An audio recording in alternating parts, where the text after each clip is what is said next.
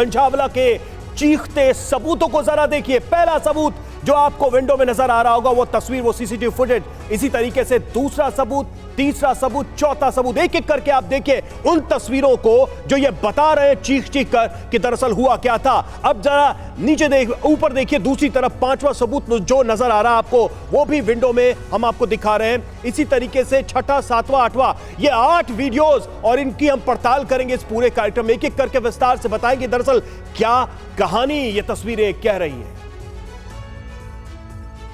तो देखिए, एक एक करके तमाम सबूत एनालाइज किए जाएंगे अपने एक्सपर्ट्स के बड़े पैनल के जरिए, चश्मदीदों से।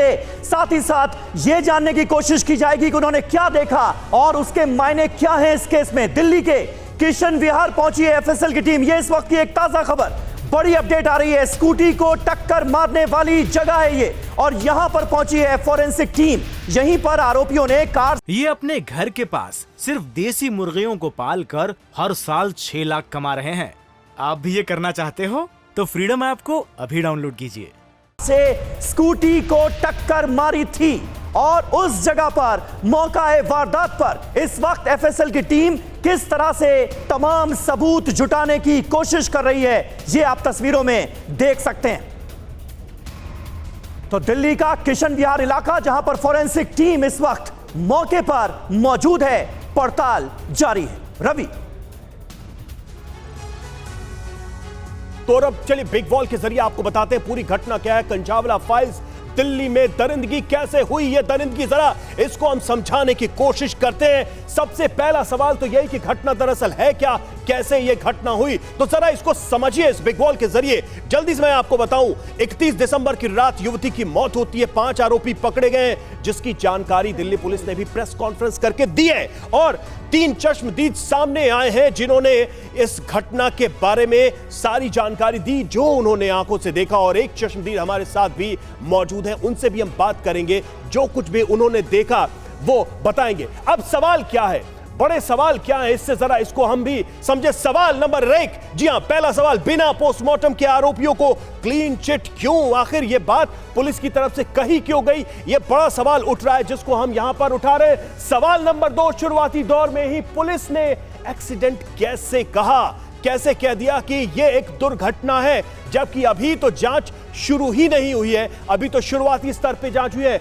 नंबर 3, वारदात को 3 बजे के बाद का बताया। फिर कार 2 बजे कैसे दिखी, यानी कि टाइमिंग को लेकर भी कंफ्यूजन। चौथा, दिल्ली पुलिस पीड़ित परिवार के पास देर से क्यों गई, जबकि जानकारी पुलिस को पहले ही पहुंच गई थी, जानकारी पुलिस को पहले ही मिल गई थी। नंबर 5, पांचवा सवाल, क्या दिल्ली पुलिस मामले में जल्दबाजी कर रही है, जल्दी से इस मामले की लीपापोती में जुटी है? समीर, यही सवाल इस वक्त सबसे बड़े हैं पूरे देश के सामने।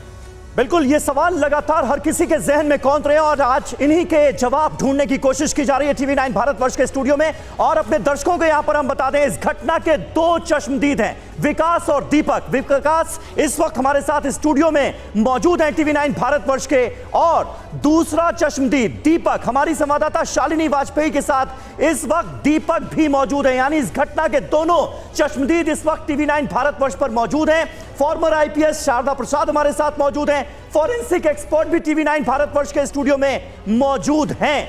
जो सवाल उठाए जा रहे हैं उनकी पड़ताल सबसे पहले इन्हीं चश्मदीदों के जरिए शुरू करने की जरूरत है। विकास हमारे साथ इस वक्त स्टूडियो में है। विकास, सबसे पहले मुझे अब आप बताइए, आपने जिस वक्त लड़की को देखा, इस कार को देखा, उस वक्त क्या था, कुछ याद अगर आपको हो? जगह कौन सी थी और क्या देखा आपने एग्जैक्टली?